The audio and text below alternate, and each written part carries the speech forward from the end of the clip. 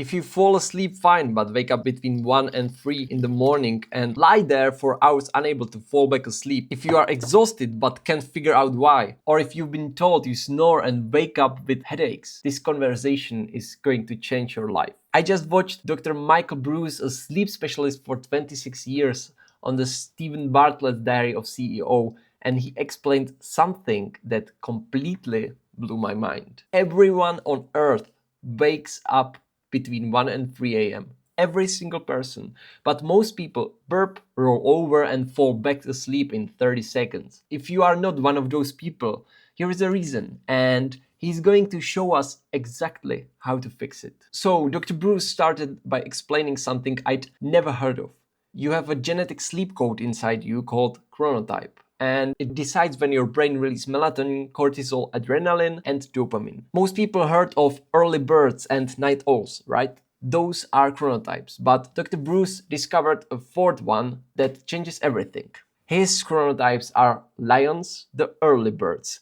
They make up 10 to 15% of population. Their melatonin stops at 4:30 to 5 a.m. Jesus. Which is why they wake up so early. Their best work window is 9:30 to 11:30 a.m. but the dinner and the movie is out for them. They want to be in bed by 8:30 p.m. Then there are bears, 50 to 55% of population.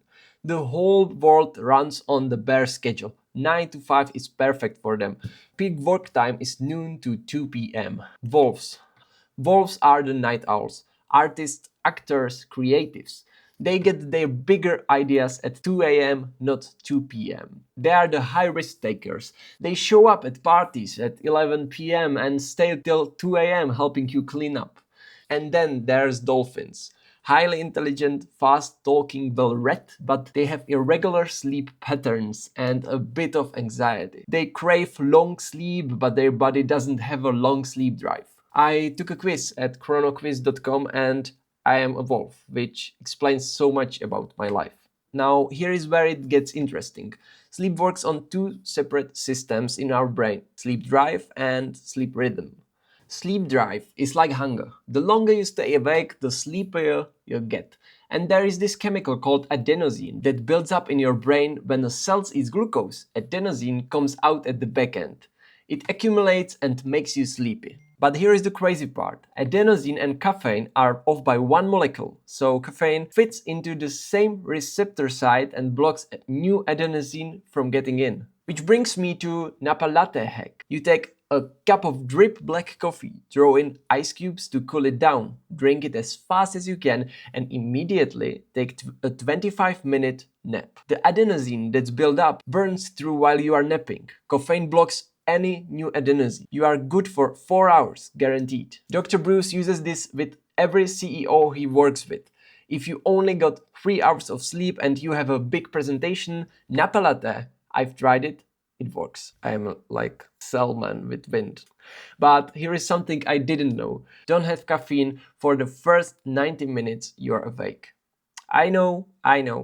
That sounds impossible, but listen to the biology. In order to exit unconsciousness, you need two hormones in massive amounts: adrenaline and cortisol. They wake you up when your brain is full of adrenaline and cortisol and you add caffeine. Dr. Bruce said it's like adding weak tea to someone taking cocaine. It's not a powerful stimulation to what's already in your brain. But if you wait 90 minutes, cortisol and adrenaline naturally drop. Then your caffeine gives you a bigger bang for your buck. Also, sleep is a dehydrative event. You lose almost a full liter of water just from breathing all night. Caffeine is diuretic, makes you pee more. So you are already down a liter, now you are adding something that makes you pee more. You are basically making yourself a raisin. So here is how to fix it. 15 to 20 ounces of water first, then wait 90 minutes, and then your coffee. Sounds doable? I think so. Now, let's talk about the biggest complaint Dr. Bruce gets: waking up in the middle of the night and not being able to fall back asleep. Here is what's happening biologically. Your core body temperature rises, and when it hits a peak, it drops. That drop signals your brain to release melatonin, but your core body temperature continues to drop all night. At some point, your body has to heat up, otherwise you would go hypothermic. And that happens between 1 and 3 a.m. Every single person on earth wakes up. Most people just roll over and fall back to sleep in 30 seconds and don't remember anything. But some people don't.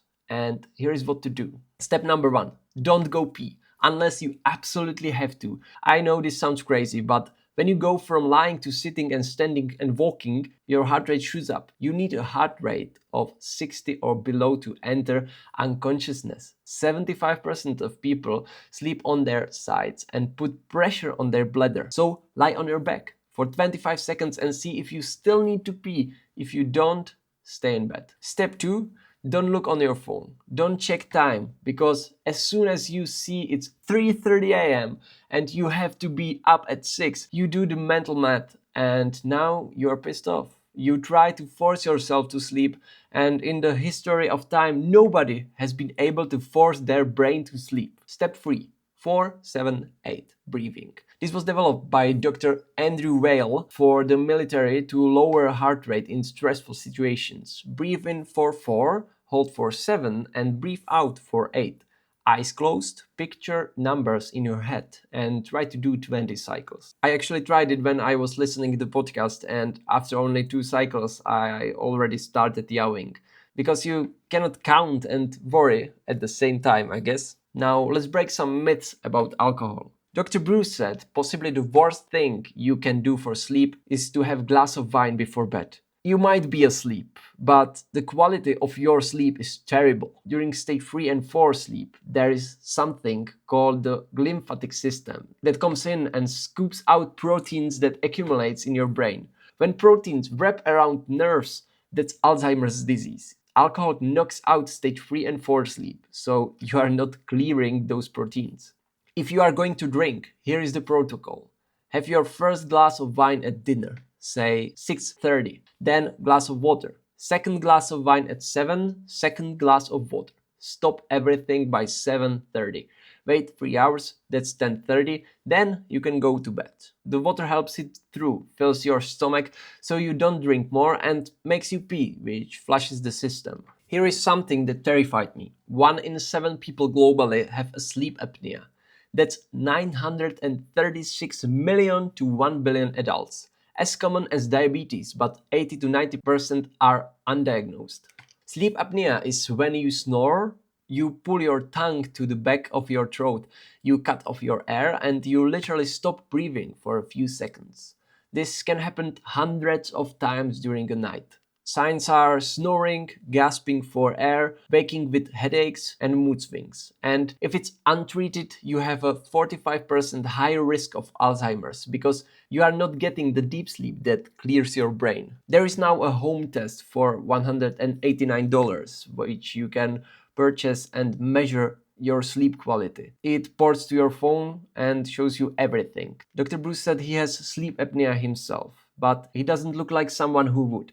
But he stops breathing 26 times an hour. He wears a CPAP machine and it helps him sleep every night. Here is something I never heard before, a banana tea. Lovely. Dr. Bruce is obsessed with magnesium for sleep. It's used in almost 300 functions in body, and most Americans are deficient in it. But here is the problem. You can eat a bushel of kale and still not get enough, because the soil in the US has been overtilled and the magnesium just isn't there anymore. So where does the banana come in? Turns out the magnesium in the banana isn't in the fruit, it's in the peel. And peel also contains something called phytosteroids that actually help you absorb the magnesium better than the supplement would. Here is the recipe. Take a banana, cut off the stems, slice it in half and drop it into boiling water. Leave it for about 5 minutes. That's it. Basically, hot banana water, but the magnesium leaches out of the skin into the water. Dr. Bruce recommends having it 30 to 40 minutes before bed. Don't drink too much or you'll be up peeing at 2 a.m. You can mix it with an fruit tea to make it taste better. It's simple, cheap, and turns your pre-sleep routine into something that actually works for your biology. So here are some actionable steps. First, take a chronotype quiz at chronotypequiz.com. Second, implement the 90-minute rule. No caffeine for the first 90 minutes when you are awake, and took 15 to 20 ounces of water at first. Third, stop all food and drink 3 hours before bed. This one's hard, but Dr. Bruce was clear. It takes that long to digest and for your heart rate to come down enough to sleep. 4. If you wake up in the middle of night, do 4-7-8 breathing. Breathe in 4, hold 7, out 8. 20 cycles. Don't check the phone, don't check the time. Just breathe. 5th, get tested for sleep apnea. 1 in 7 people have it, so if you snore, you want to know. And finally, if possible, wake up at the same time 7 days a week. Dr. Bruce said this is the #1 sleep tip, not bedtime, wake time. Because when sunlight hits your eye in the morning, it sets a timer for exactly 14 hours later when melatonin kicks in. Sleep isn't automatic, it's a skill, and like any skill, you can get better at it. Dr. Bruce said when you change someone's sleep, you change their life, and it looks like true to me. So now you have some steps and rules you can follow. You can take a quiz, learn your chronotype, and get sleep what you deserve. I hope it helps. Peace.